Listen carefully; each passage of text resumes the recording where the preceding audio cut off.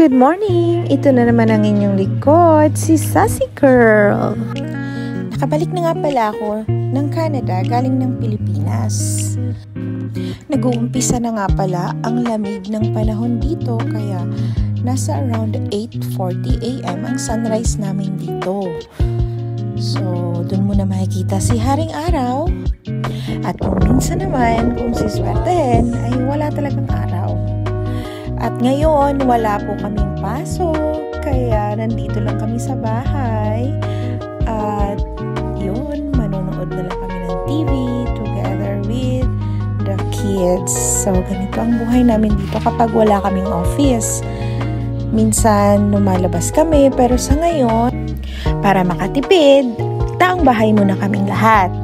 Dahil magastos talaga kapag lalabas tayo, dahil kakain sa labas.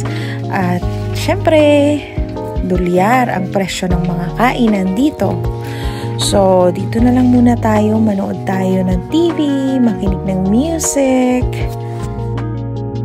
At maya-maya, magluluto na naman tayo para sa Thanksgiving celebration o Thanksgiving Day dito sa Canada.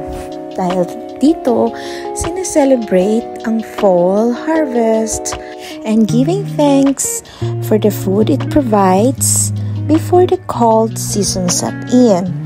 Kasi nga, nagkakaroon tayo dito ng winter season na sobrang lamig. Ayan, ready na ang food!